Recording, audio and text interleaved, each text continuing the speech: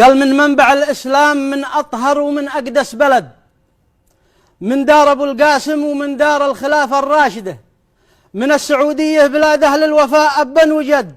نبعث قصيدة حقها العنوان كلمة واحدة: تسلم يدك تسلم يدك تسلم يدك يا أبو فهد، خلصتنا من فتنة الحوثي وشر القاعدة. الله. تسلم يدك تسلم يدك تسلم يدك يا أبو فهد، خلصتنا من فتنة الحوثي وشر القاعدة.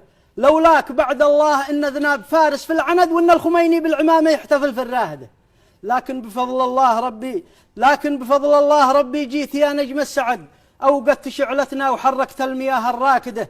أتيتهم بالعاصفة خليتهم ماتوا كمد، ضربتهم يا أبو فهد في الراس ضربة جامدة. بالعاصفة ضاعت خطط عبد الملك وأبو حمد، وضاعت أحلام الخميني في دقيقة واحدة. الله. العاصفة كانت لنا الماء الذي زال الرمد، والطب ذي قص الشريطية وشال الزايدة. أثبت للعالم بأن أنتو دروع وإحنا سند، وإن الأشياء ذي بتجمعنا كثيرة واجدة.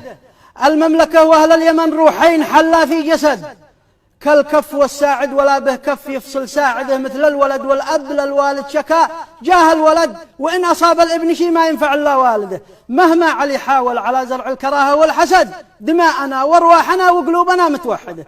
بلغ ذنب إيران جاه الموت والراعد رعد، جتها الأسود الضارية جتها الجباه الساجدة. جاه الملك سلمان ذي لا داس على الحامي برد، ولا ضرب ضربه في باتحمل المياه الباردة. جاه التحالف من ولد زايد ومن دولة حمد وآل الخليفة والصباح حول الملوك الرائدة. من مصر والسودان والأردن بعمان اتحد، من اليمن نفسها أتتكم بالجموع الحاشدة. مقاومة شرسه ولدها شبل والشيبة أسد، إذا نوى يصطاد صاد الشاردة.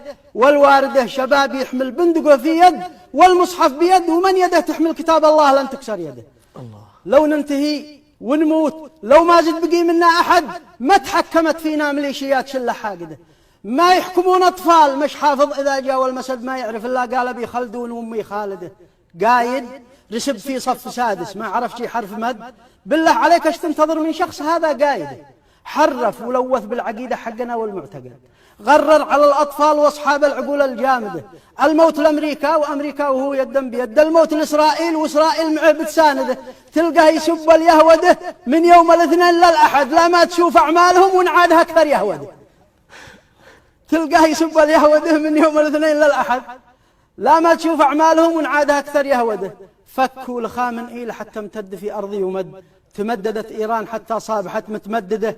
لكن أتتنا العاصفة صاحت وصحت من رقد، صحيت بها أمه لها 60 عاما راقدة.